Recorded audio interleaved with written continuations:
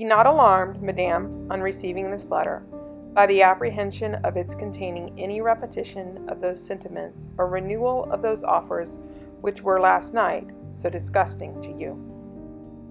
Two offenses of a very different nature, and by no means of equal magnitude, you last night laid to my charge. The first mentioned was that regardless of the sentiments of either, I had detached Mr. Bingley from your sister, and the other that I had, in defiance of various claims, in defiance of honor and humanity, ruined the immediate prosperity and blasted the prospects of Mr. Wickham. From the severity of that blame which was last night so liberally bestowed, respecting each circumstance, I shall hope to be in the future secured, when the following account of my actions and their motives has been read. I had not been long in Hertfordshire before I saw, in common with others, that Bingley preferred your elder sister to any other young woman in the country. But it was not till the evening of the dance at Netherfield that I had any apprehension of his feeling a serious attachment. I had often seen him in love before. At that ball, while I had the honor of dancing with you, I was first made acquainted by Sir William Lucas's accidental information that Bingley's attentions to your sister had given rise to a general expectation of their marriage. From that moment I observed my friend's behavior attentively, and I could then perceive that his partiality for Miss Bennet was beyond what I had ever witnessed in him. Your sister I also watched. Her look and manners were open, cheerful, and engaging as ever, but without any symptom of peculiar regard, and I remained convinced from the evening's scrutiny that though she received his attentions with pleasure, she did not invite them by any participation of sentiment. My objections to the marriage were not merely those which I last night acknowledged to have required the utmost force of passion to put aside in my own case. The want of connection could not be so great an evil to my friend as to me. But there were other causes of repugnance, causes which, though still existing, and existing to an equal degree in both instances, I had myself endeavored to forget, because they were not immediately before me. These causes must be stated, though briefly. The situation of your mother's family, though objectionable, was nothing in comparison to that total want of propriety, so frequently, so almost uniformly betrayed by herself, by your 3 younger sisters, and occasionally even by your father. Pardon me, it pains me to offend you. But amidst your concern for the defects of your nearest relations, and your displeasure at this representation of them, let it give you consolation to consider that, to have conducted yourselves so as to avoid any share of the like censure, is praise no less generally bestowed on you and your elder sister, than it is honorable to the sense and disposition of both. The part which I acted is now to be explained. His sister's uneasiness had been equally excited with my own. Our coincidence of feeling was soon discovered, and alike sensible that no time was to be lost in detaching their brother, we shortly resolved on joining him directly in London. We accordingly went, and there I readily engaged in the office of pointing out to my friend the certain evils of such a choice. I described and enforced them earnestly. But however this remonstrance might have staggered or delayed his determination, I do not suppose that it would ultimately have prevented the marriage, had it not been seconded by the assurance that I hesitated not in giving of your sister's indifference. He had before believed her to return his affection with sincere, if not equal, regard.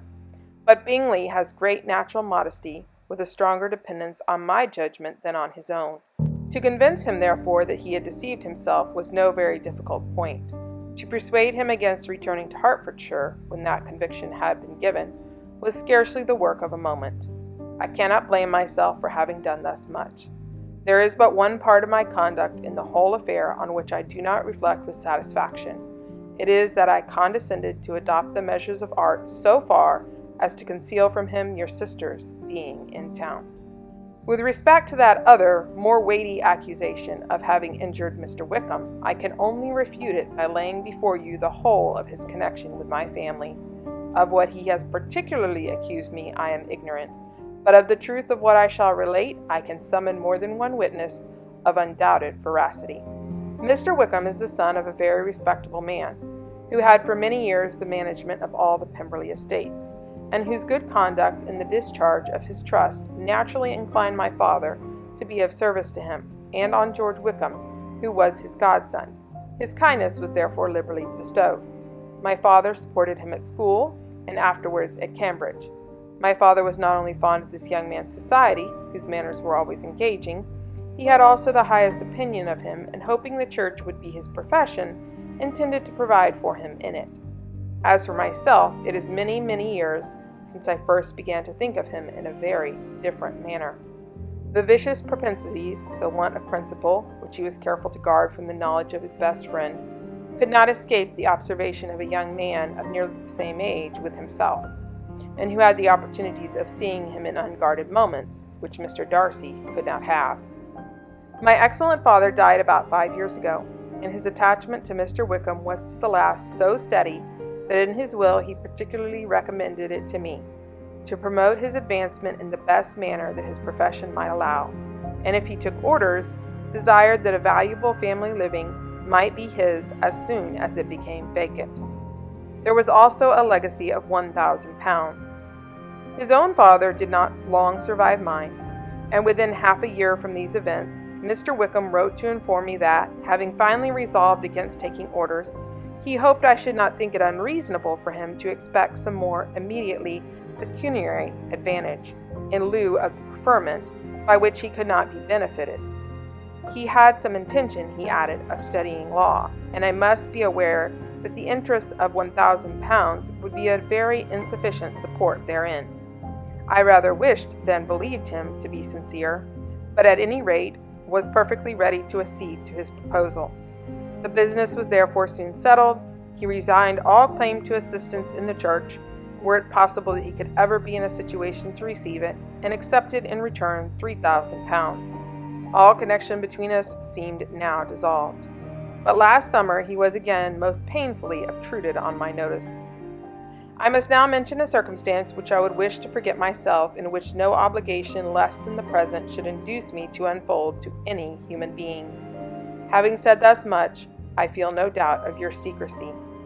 My sister, who is more than 10 years my junior, was left to the guardianship of my mother's nephew, Colonel Fitzwilliam, and myself.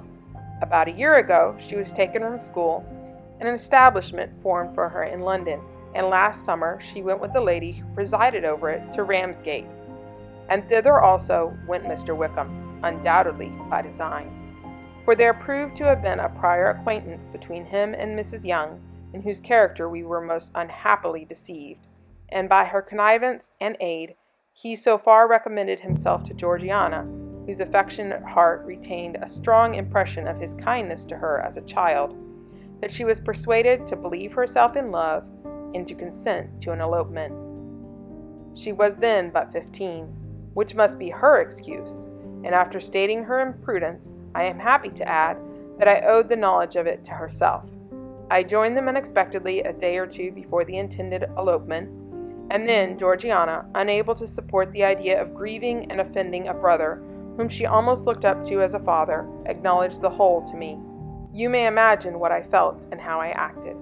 Mr. Wickham's chief object was unquestionably my sister's fortune, which is £30,000. This, madame, is a faithful narrative of every event in which we have been concerned together, and if you do not absolutely reject it as false, you will, I hope, acquit me henceforth of cruelty toward Mr. Wickham. You may possibly wonder why all this was not told you last night, but I was not then master enough of myself to know what could or ought to be revealed. For the truth of everything here related, I can appeal more particularly to the testimony of Colonel Fitzwilliam. I will only add, God bless you.